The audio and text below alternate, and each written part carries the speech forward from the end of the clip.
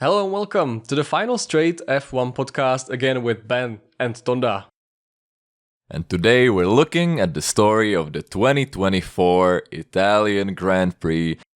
And let me tell you, I was right. My very bold prediction, which was that a Ferrari driver will win, came true. Charles Leclerc somehow, miraculously, won. Stood on the top step, just like he did 5 years ago.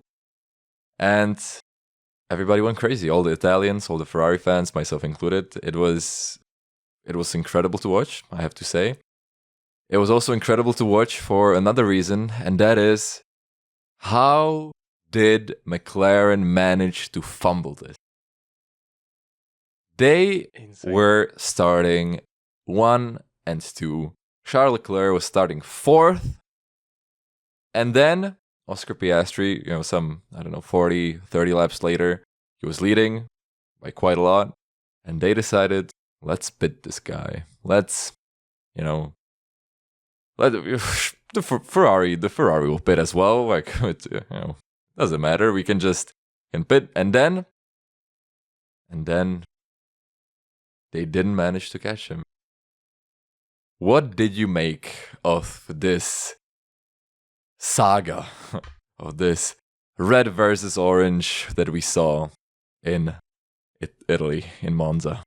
I think I have the most important 3 words that sum up how Ferrari achieved this, and it's Ferrari strategy masterclass. When was the last time we have heard that, right? We're not used to this, right? McLaren is the new Ferrari at this point, It's insane because it's been backfiring to Lando Norris especially because, again, he has not held on to his pole position and his lead in lap 1. In turn 1, yes. But yeah, we will get to that, but Jesus. I mean, McLaren have the fastest car because Lando Norris was on pole. Yep. And he said it was a terrible lap. Only goes to show how quick the car is. And Leclerc was only P4, right? Yeah. So the expectation was, okay, so if Leclerc gets a podium, it's gonna be a very good day for Ferrari. The Italians are gonna be happy. He's gonna stand there just like the past, 2 years, or when he was. I don't remember if he had a podium, but always in the yellow suits. And they haven't been that successful in the past few years. But yeah, that's what I expected as well. But then, yeah, it just all seemed to click for Ferrari. But also, it was also a great drive for Leclerc. Like, it was a team effort because he made the tires last. It seemed like, despite McLaren having... I feel like we're saying this quite too often again, right? McLaren had the fastest car. And I just remember a few years back where Norris was, asked about Hamilton, and he said, well, he's doing his job that he's supposed to. He's winning in the fastest car. Car needs to win every race because it's the fastest one. And it seems like he's not doing the job at the moment because it's just backfiring. He's making mistakes. He's going wide. He's getting bullied by his teammate Oscar Piastri at this point, who had an amazing move.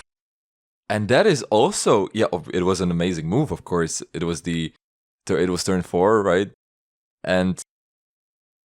But this has sparked a lot of controversy as well. Yeah, for sure. Because, of course, you have Lando Norris, okay, fighting for the title. He's second in the standings. With Verstappen and Red Bull, frankly, nowhere in terms of pace right now, in terms of what's going on with the team. Meaning that you would think that logically they would try to maximize the amount of points that Lando Norris can get at every Grand Prix. On the other hand, of course, that is assuming that Lando Norris is the number 1 driver and is the better driver, which, that is debatable. But Oscar Piastri this year has been showing some amazing, skills, moves, just in general showing that he's a very capable driver. He's capable at racing Lando wheel to wheel, as he's done right here. But I think that's the problem is that McLaren they're just confused. But I don't blame them because it's a very tough situation. Because you have a driver that's been with you for what is it, 5 years, 6 years, and who's now fighting for the drivers' championship. But at the same time, you can't just tell your other driver to play ball when he feels like he has the speed to overtake. So then you get this weird situation where people are half expecting them to give team orders, half saying, oh, Piastri is the better driver. And I can't imagine it's easy for Zach Brown to have to deal with this. And we heard the papaya rules, right, on the radio. That was super cringy. I felt that was very cringy. I don't know what you made of the papaya rules, but it just seems to be a little bit odd to say that. Because I feel like they have to make a choice. They have to make a choice. They have to say, okay, either we're fighting for the championship and we're trying to maximize the points, but then we have to be tough, okay? We have to tell Oscar can't overtake, which is I'm not saying that I agree with that, because I think that Oscar is a spectacular driver and that he should be able to race. Or you say, okay, drive however you want, but then you have to accept what comes with that, But to be fair, that seems that that's what they're doing. But yeah, and also I think somebody, maybe I don't know if it was Zach Brown or somebody else that said, okay, papaya rules, we're gonna make some edits, some adjustments, but also Lando, you have to ramp it up because you've only been the clear faster driver in 1 out of the last 4 races. Meaning, very true. Yeah. I mean, I agree with you. Like, geez, it seems like McLaren right now is really, they're suffering from this thing where they're giving up the championship for the sake of harmony within the team, right? Like, we know that Piastri is an amazing driver. I still think he is a potential future world champion. But, if you remember the last time we had the title fight, which was pretty much in 2021, we still, Verstappen would not probably win the championship if it was not for Perez. Because Perez, he blocked Hamilton in Abu Dhabi, which allowed Hamilton, it did not allow Hamilton to increase his lead, because if it came to the safety car, he would have had the gap to pit, regardless of losing the position to Verstappen, because he wouldn't, right? So because of Perez, he pretty much won the championship. And it seems like really that, and part of it I also think is because Oscar Piastri's manager is Mark Webber. Yeah. And we know that Mark Webber also had a pretty tough situation with his teammates, looking at Multi-21 with Sebastian Vettel in Malaysia 2013. And there were many moments, like I think it was Silverstone 2010 or something like this, where there were 2 specs of front wing, the new front wing, and 1 for each car. But then Vettel's wing broke down, and then they decided to take the new front wing from Webber to put it on Vettel's car. So, and then we had the famous message of Mark Webber after he won the race saying, yeah, cheers, not bad for a number 2 driver, thanks. And I feel like he makes a lot of difference when making these negotiations in McLaren, because I feel like these papaya rules and everything, there is some influence, and also Piastri sending it on Lando in turn 3 or 4 where it was. I think there is a strong influence of Mark Webber coaching. Yeah. You raise a very good point with Mark Webber, I feel like. And yeah, I mean, you can't blame Piastri for sending it. I mean, at the end of the day, you want to win the race. I feel like a part of the problem also might be the fact that, okay, this might be, I don't know if this is true, but I feel like they just, at the start of the year, they weren't expecting to be this close to actually winning the championship. Because, of course, if you remember, they were the third, the fourth strongest team. And, of course, they had the upgrades planned. But I feel like nobody could have expected the downfall of Red Bull, at least in the magnitude that we saw it in. And, that's just... So at the start of the year, they probably said, oh, you're two very fast drivers, just do whatever, because at the end of the day, it's not about the title. But what if it is? Insane. Because it's the gap is 62 points. Yeah. Let's remember that, right? It's 62 points, which at this point, when you count in the opportunities that Lando or McLaren have thrown away, the gap could be much lower, but still, we've got like 8 races to go. And we're coming to tracks like Baku and Singapore, which in my opinion will suit, well, I still think the McLaren car is the favorite car to win every single race from now on, because, I don't know, the pace, it just works everywhere. No matter what type of the circuit, no matter, race pace, quali pace, they're solid. And I think those are going to be the tracks that won't suit Red Bull. And they have a huge problem. The car in Monza just was not working. It was not turning. No, it was horrible. They finished 7th and 8th in qualifying. And if it was not for the slipstream that Perez gave to Verstappen in, I think, the penultimate straight, he wouldn't even probably beat Perez in the qualifying, which that's a statement. That's a statement already, and in the race, I think they had to turn down the engine as well because they had some problems. And it seems like it's kind of falling apart for Red Bull right now because they're working on the fix for a long time and they're struggling a lot. No, definitely. I mean, if it continues like this, because a lot of the models, a lot of people predicting if Lando could win, are kind of expecting Red Bull to, maybe not be the fastest car, but at the very least be the second fastest car.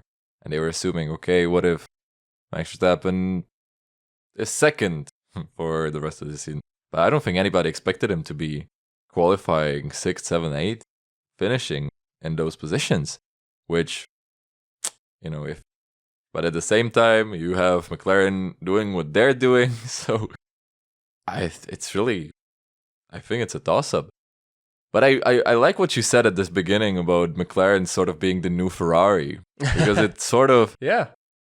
What McLaren is now to Red Bull is kind of similar to what Ferrari were to Mercedes a couple of years ago, 2017. Yeah, exactly. 2018 is a prime example, as you say, because it was... I think 2017 Mercedes still had the better car overall. Yeah. But 2018, I would argue that Ferrari actually had the stronger car over the whole season. They just did not utilize their opportunities, Ever since Vettel kind of binned it in Germany, it just went kind of, he spun in Monza, and it's similar, as you say. Course, very similar. Of course, there are also differences, and then you have 2019, where Ferrari did manage to win at Monza, for example, although that was due to a illegal bit engine. of a But talking about illegal, there have been some doubts about the legality of the front wing that McLaren and Mercedes are using.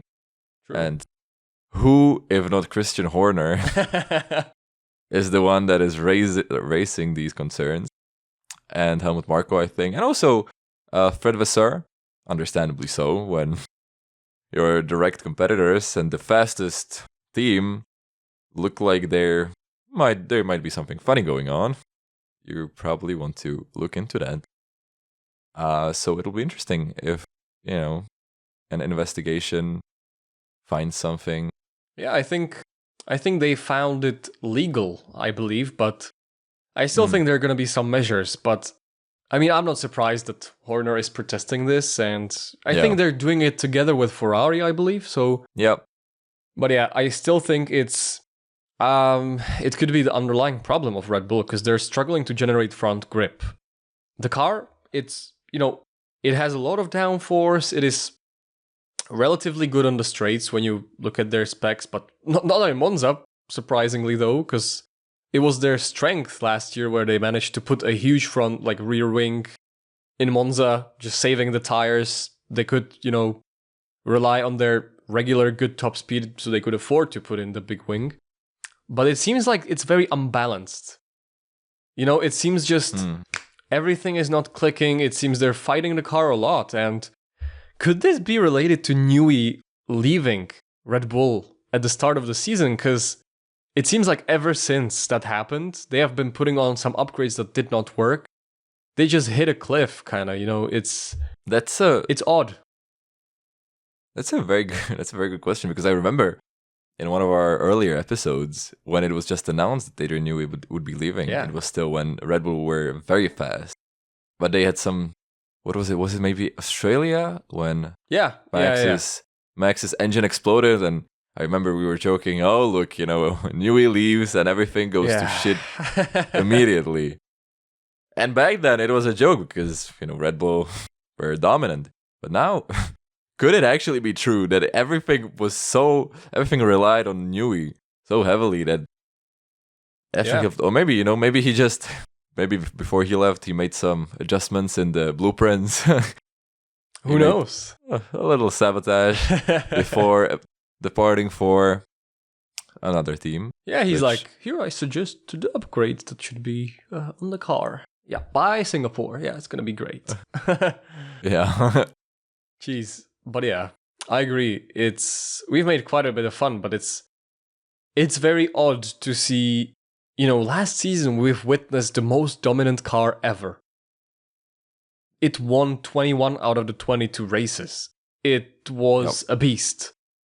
And this year it seems like they've created, in the words of Red Bull, that they have somehow ended up with a monster. And they're having a bit of a problem, the same as Mercedes had, which was they're not having good correlation between the wind tunnel, CFD, and all the tools and basically the track, right? So, I don't know. Do you think they can bounce back? Because they have said that, the quickest update could come in Austin. Yeah. I mean, I guess I do, because in the 2 episodes ago, in our last live episode, I predicted that at the end of the season, a Red Bull will once again be the fastest car. Well, good luck with that. I don't know how they're managing that. I feel like it's, because even though they're struggling, Red Bull still have a team of very competent engineers and designers. It's not just Adrian Newey in a shed drawing everything by himself. Of course, very skilled, no doubt. Now, the most valuable man in F1 who is not a driver. Let's not forget that. Very true. He used to earn probably even more money when he was actually a designer at Red Bull with Vettel and Webber. I believe I have heard that he even earned more money than those two drivers. So that's only goes to show. Yeah, if you look at his resume, I feel like it's not based on nothing. Yeah. So yeah, I believe that there's still quite a few races left. And this season, we saw that things can change very fast for the team. At the start of the year, Mercedes were nowhere. Now they've won 2 Grand Prix. 3 Grand Prix, actually. Ferrari were fast, then they fell off. Now they're back again. It looks like there is a lot of room. Yeah.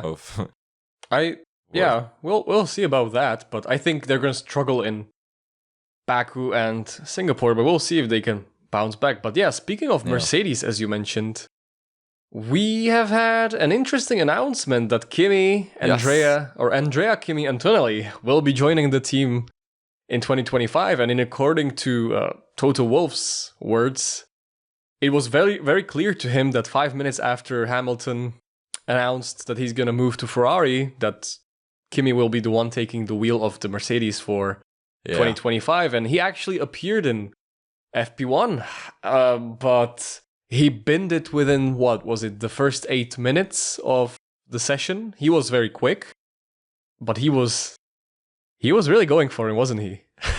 Yeah, I mean, as you said, Toto Wolff knew within 5 minutes, him and everybody else, probably.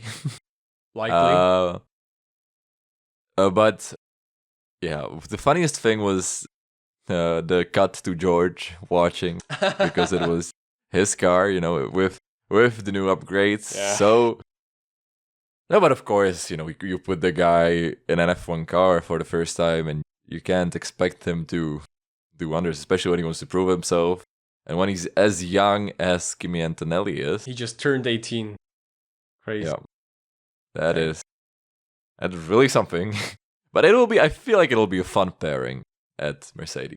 I think that George will have a serious challenge, because so far he couldn't lose against Hamilton. If he beat Hamilton, you beat a 7-time world champion and arguably one of the best drivers of all time. And if you lose to him, well, you lost to one of the best drivers of all time, so there's no shame in that, right? But if you lose to an 18-year-old... Exactly. If you lose to an 18-year-old rookie who never, and also I think there's going to be a little jealousy of, Russell thinking, God, I had to spend 4 seasons in Williams before I actually could take the wheel of the Mercedes. It will be very interesting. I'm really looking forward.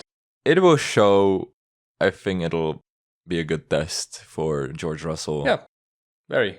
To kind of gauge what his level is, actually, because, of course, George is a very good driver, multiple race winner. But so I could totally see George Russell winning a championship with the right car. Or, he could be a driver who's really good, wins a couple of races, but is stuck in that period of time when there are just too many competitors, and maybe someone younger comes along before he gets the chance to actually be the number 1 driver and win. Yeah, but could Russell be at risk? Because I mean, I've heard a lot of times that, because let's be real, right? Toto Wolff is very honest and vocal about wanting to sign Verstappen. So yeah, I don't think he would sign Verstappen instead of Antonelli. I would say he would sign him instead of Russell. So your seat, Mr. Russell, is not really safe in 25 or 26. I mean 26. That's a good point. I mean, I guess, ruthless Toto, it will depend on how George does and during the rest of the season and during next season, how much money he wants. Yeah, I mean, so on. True, but if you have the chance to sign Verstappen, you will. Yeah, that is of course true. Question is, do you value, like what if?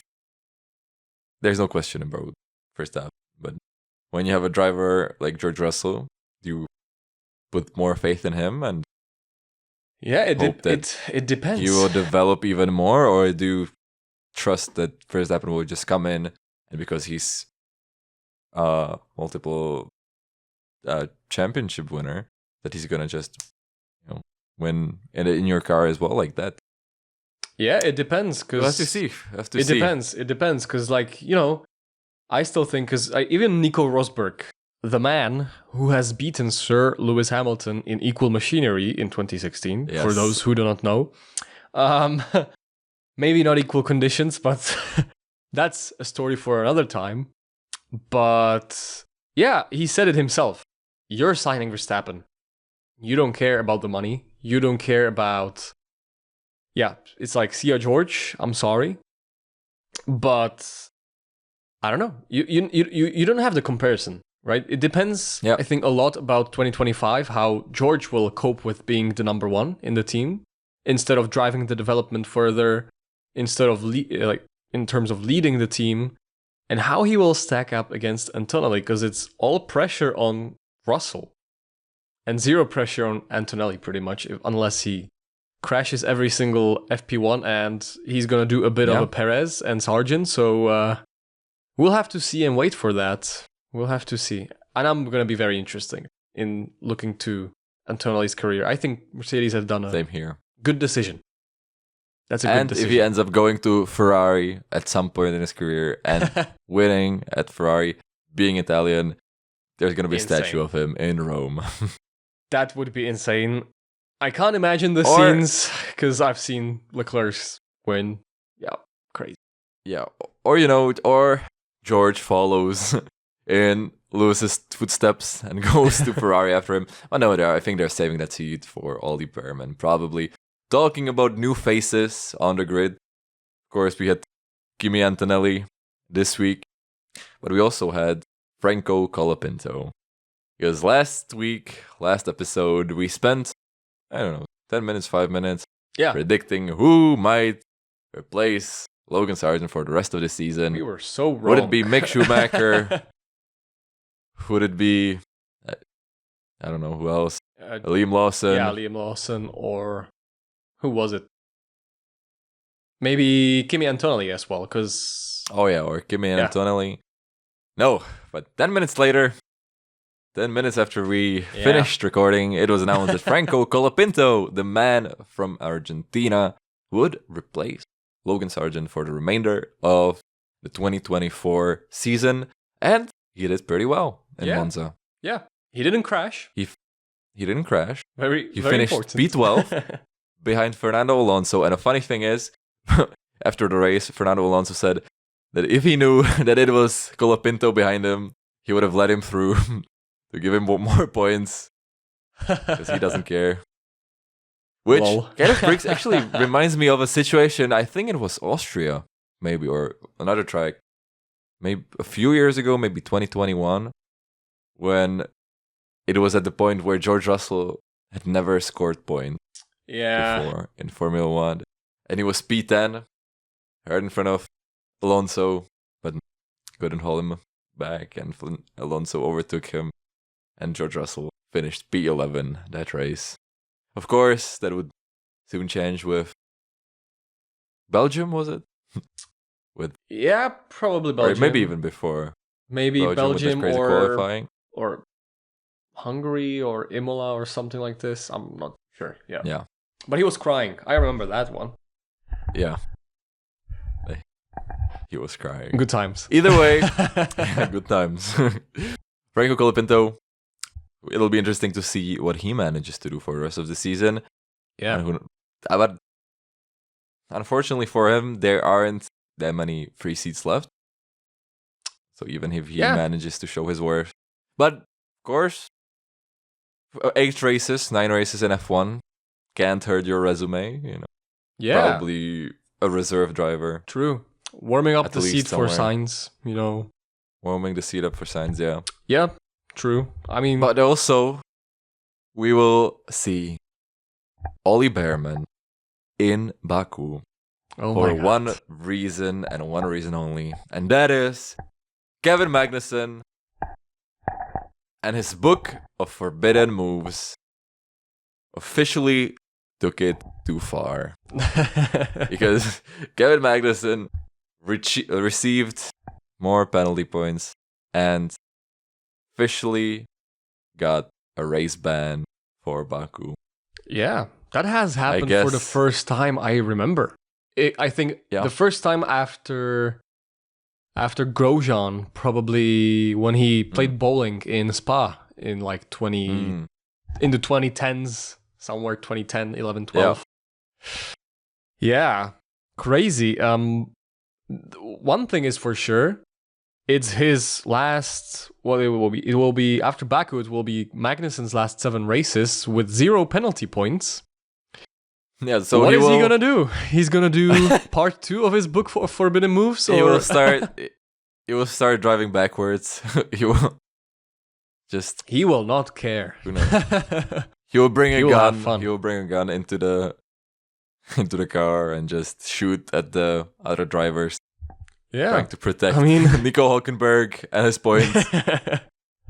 It will be a crazy sight to see. Magnussen with 0 penalty points and Magnussen. Jeez. Yeah. Magnussen unleashed, we can say. Yeah, that will be Magnussen Unleashed 2024. final edition. I feel, because he's not having a seat next year, most likely. Yeah. And I don't think he's gonna make a second comeback to F1. But yeah, I don't think so either. It's still pretty crazy to know he's gonna have a race ban, but I don't know. I felt like it was only a matter of time, because at this point it was what he needed, like 1 or 2 penalty points, and because his points expire in March next year. So it seems like he got all his penalty points this year. So, God, that could make a record after Maldonado. Well, he's played the team game this year. Yeah. He's been doing his best, and I mean, he showed his worth, but unfortunately, probably won't be enough. And Oli Berman will get the opportunity to drive in F1 once again, 2024, after an impressive debut in Saudi Arabia, right? And it'll be interesting to see how he feels about the Haas compared to the Ferrari, because remember in Jeddah, he said, these guys are so slow. He'll see what it's actually to drive one of those. He is gonna get a taste of what's coming for him in 2025, but it's gonna be a true testament to his skills, because he's lining up against Nico Hülkenberg, who, for some drivers has been a career ender. But it will be definitely interesting, because it's gonna be his second race in the second team, which is the first time one driver has raced for 2 different teams since George Russell in 2020, when he stepped in the Mercedes of Lewis Hamilton when he was sick in the interesting times of face masks and all of it.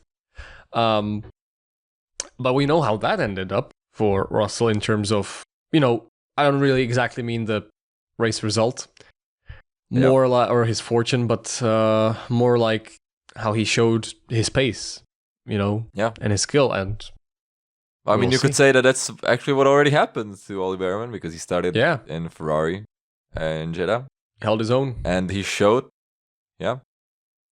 and he showed his colors, and now he's going to be racing full-time in 2025. Yeah, and our seats for 2025 are slowly closing, because the only 2 seats that are being played for is the RB, the Racing Bull seat, and the V-Carb seat, and the Sauber or Audi seat. And it seems like it's between, in terms of the Sauber seat, it seems like it's between Bottas and one F2 driver whose name I forgot right now. Interesting, but that'll be an interesting one. And Ricciardo, he's gonna have a very rough rest of the season, because I don't know. It seems like your brother is getting the seat in the V-Carb. What Helmut Marko said, or hinted at.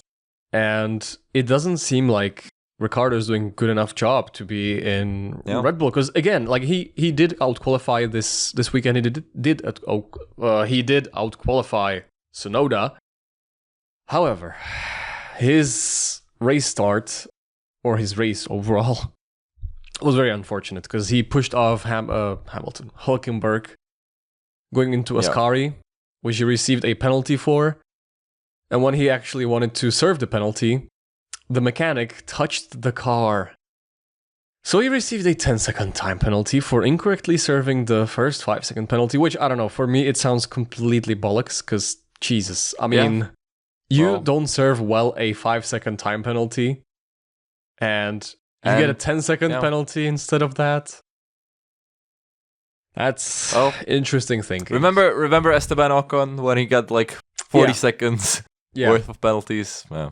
Jeez, true. But it is what it is, and he had a pretty shocking race, because, I don't know, I'm very sorry. I feel very sorry for Ricciardo, because he needs to turn it up in these last 8 races a lot, or he's gonna probably run out of the seat. And I don't know. I don't see him going back into F1 after that because it's difficult.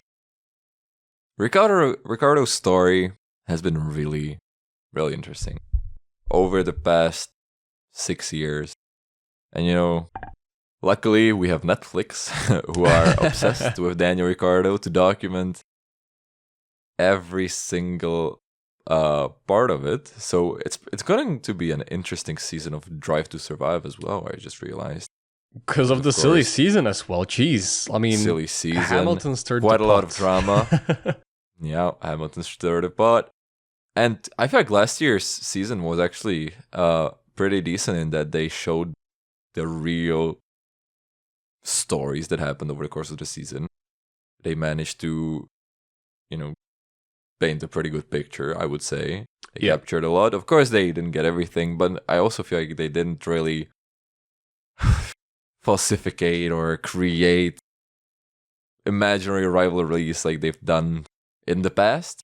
So hopefully they'll stay on track with that, and the season about this year's F1 season will be also good.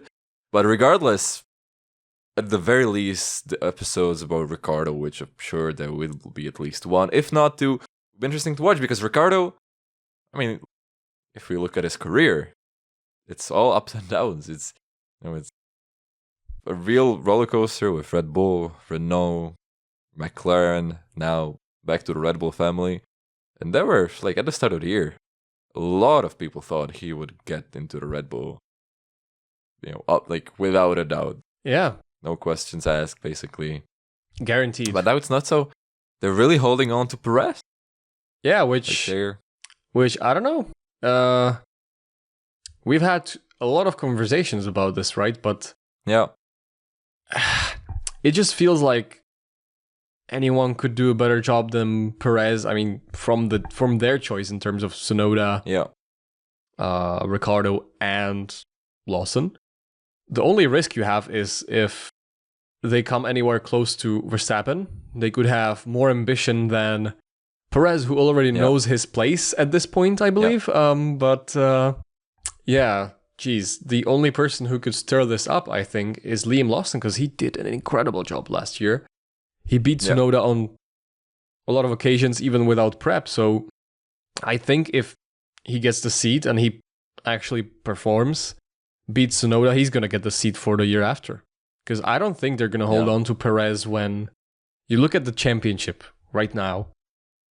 Verstappen has 62-point lead in driver standings. But in constructors, Jesus, it is so much closer, and I personally don't think that Red Bull are going to hold on to the drivers or the constructors championships, because it's at this point it's only 8 points difference between McLaren and Red Bull, so they need two solid drivers they can rely on, and Perez seems to be the looser end of the of the Red Bull. We have no idea what's happening behind closed doors, obviously, but I'm sure one day we'll find out. And we'll get the full picture, hopefully. True. But so we already mentioned, or at least I mentioned, that my prediction for Monza came true, surprisingly. Because let's go back to that. Charles Leclerc, he also pitted very early, if you remember. He pitted very early. They covered McLaren, even though they got overcut or undercut, right? Which was pretty whatever in terms of strategy. It was like, okay, Ferrari strategists are at it again. Yeah, seemed like pitting a classic. at the wrong time. Too early, even Carlos Sainz said it, these guys won't make it to the end. Not knowing that Charles Leclerc will manage to conserve those tires for 40-something odd laps to bring home the victory. And that was really something. And of course, George Russell played a part in that as well. When he went off the first corner. Damaged his wing. Damaged his wing. Pitted early. yeah, he had a shocker. But yeah, Jesus. Ferrari, in terms of the strategy, Sainz again making the moves. But I think that the teams. It seemed like the point we said last race that Ferrari had solid degradation.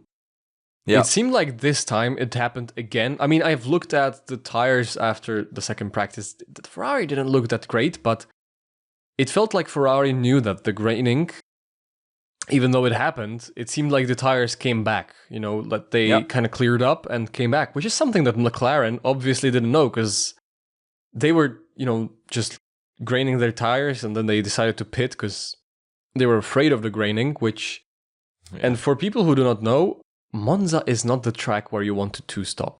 Like, out of all tracks, it would probably be the last one or one of the last ones because it's just not you have a lot of, straights and there's not much time to be found from new tires versus the old ones, and we've had a great proof because Leclerc was on old tires that had 30-something or 40-something laps.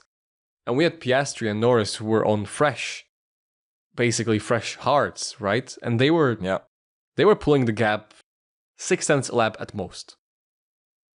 And that's not enough to make up for a pit stop. And not even speaking especially of potential overtaking, right? With the amount of laps that were left. Because it wasn't that much. Yeah. It wasn't that much. But it was very brave of McLaren. Very stupid. But it's also a similar situation to Spa, right? When George Russell decided to stay out. Very true. And it worked out for him. Worked out for Ferrari this time as well. Didn't even get disqualified for it. Or good. Later on, so not yet, yeah. That would be something. That would be bizarre, yeah. But I feel like Ferrari will do well in the next few races as well. Baku, Singapore. They've done well in Singapore past few years as well. But I also like the thing you said about Ferrari knowing what happens after the tires grain, because of course they were the one with that awful tire degradation. Yeah. Over the last few years. So it looks like it might have actually taught them something useful. Seems like it. And they also had some upgrades going into Monza, so it seemed like the upgrades worked. I still think that they probably were the second fastest car in Monza. Yeah. Because I don't believe what Norris said. Norris after the race said they were the better car, and I definitely disagree, because it was apparent that the McLaren, they were running away. They had Piastri pulled a good gap on Norris. They were just going, even Hamilton summed it up very nicely. When he heard on the radio what times they were doing on the hards, he just knew there's no way they're going to take it to the end. And it just seemed like going back, right? It seemed like they were kind of competing with each other.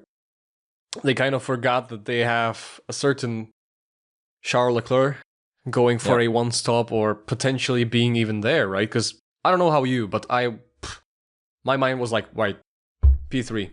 Great job, Charles. Yeah, P3. Right? Good. Yeah, exactly. Exactly. So that was my thinking. And I was convinced that Piastri would catch Leclerc.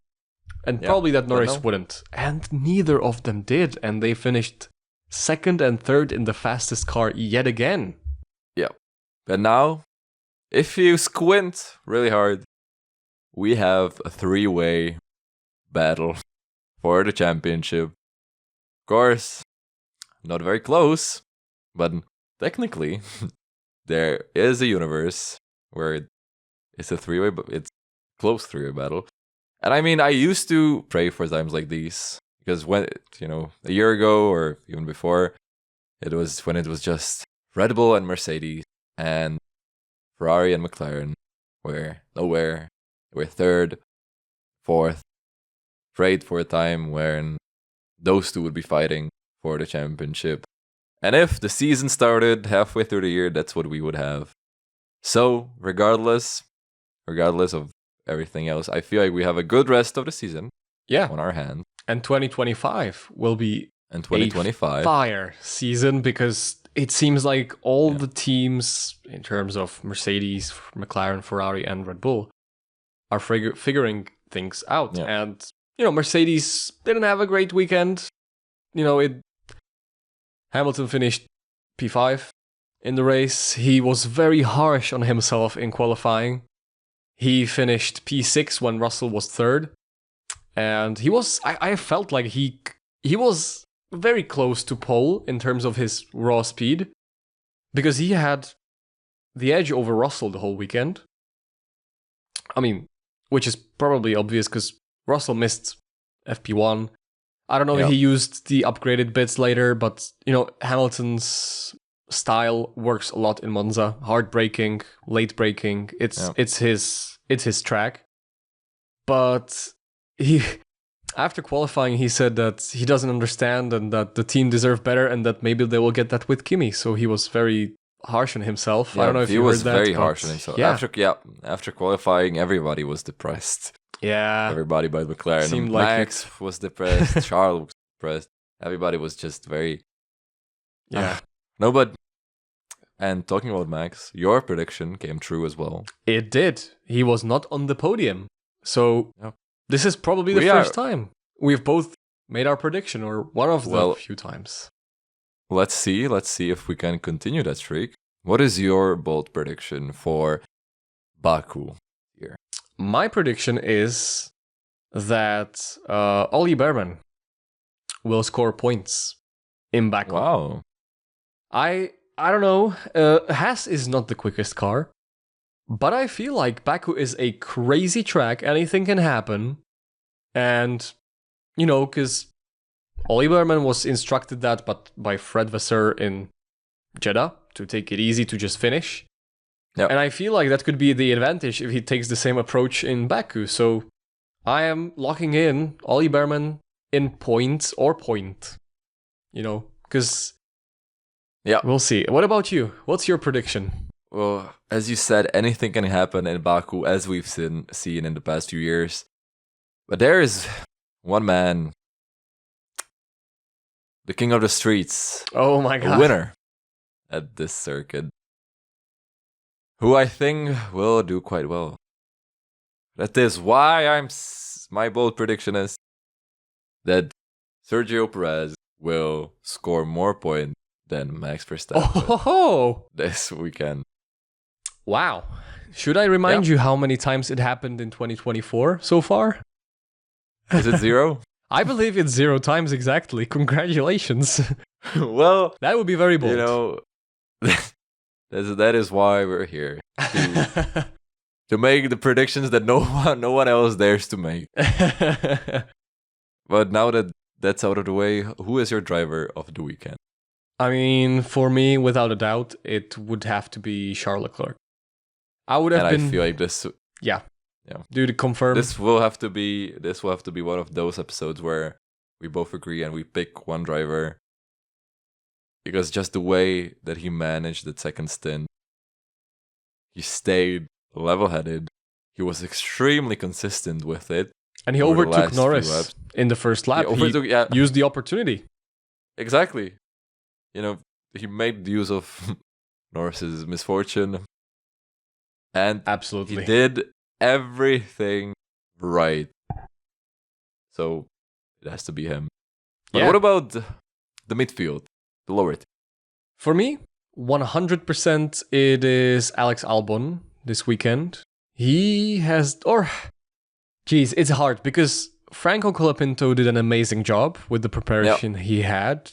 He would be a candidate too, but finishing P9 in a Williams in which... As of now, it's not a straight line speed demon. And I feel like Albon had a very under the radar weekend. And I feel like he deserves that. I feel so as well, because he qualified P9, right? He scored P9. I was actually going to say Albon, but Franco Colapinto. He came into the car with no experience. Williams. He qualified 18th, but he ended up in 12th. Of course, Williams have always liked Monza, straight line speed. But I will say Franco Colapinto to make the Williams the team that is deserving of our love this week. Yeah, But also, on the other hand, if you remember, it was Nick DeVries oh gosh. who... Monza is where Nick DeVries replaced Alex Albon for the weekend, wasn't it? And Yeah. then I mean, he had That to is beat where- Latifi. he had to beat Very Latifi, different. but so it's let's see how Franco Colapinto does. Yeah. as But well. let's remember that Alex Albon was actually what we can call it, the best of the rest, because the Yeah. top 4 teams were top 8, and Albon was P9. Yeah, And guess who was P10? It was Kevin Magnussen, P10. It was Kevin Magnussen who scored a enjoying point. a point while he still can. Yeah, it's an eye for an eye, and it's a point for a point. It's a point for a race. Yeah. But I think But- it's worth it. What a race it will be, because Baku rarely disappoint, and True. with a whole new driver, and a driver who's has had just 2 races, I think we are in for a treat. But we also have to rate this Grand Prix. I almost forgot. How out of 10? How would you score the Italian? To be honest, I would rate it an 8.5. Yep. What would you rate it? I was going to say something like 9, 8.5. Because, of course, the end and the start were very exciting, but there was that period in the middle where it Yeah. looked like it'll just be... I mean, you didn't know who the race winner is going to be. You had overtakes, Yeah. actually. You had different strategies, because Red Bull Yeah, wasn't a different strategy. They Yeah. started on hards, went for the second set of hards, and finished on the mediums, which was interesting. But they committed to the 2-stop right from the beginning. Yeah. And it was super interesting, because I feel like Oscar Piastri has done an incredible job of entertaining us all fans, because he just that is true. absolutely licked the stamp and sent it down round the outside of Lando Norris, who was very cautious. And then he had the pace. You had the 2 McLarens pushing so hard. You had the 2 Ferraris doing their own thing. The Red Bull. That- You had Norris versus Verstappen, which we haven't really seen on track that much, which is interesting. And yeah, it was, I don't know, I feel like we had it all pretty much, except for, again, no safety car, no weather interruptions. So, but overall, as a dry green flag race, I think it has our seal of approval. Exactly. But we have to wait and see what Baku will bring. So stay tuned. Well done, because Baku. We will be here. We will be here to talk about it once again in the Final Straight F1 podcast. So stay tuned and keep supporting us. And thank you for watching. See you next time. Thank you for listening and tuning in. Take care. We're going to be back in Baku. So be sure to listen up and take notes, because it's going to be an interesting one, I feel. Thank you and take care. Goodbye. Thank you guys. Bye.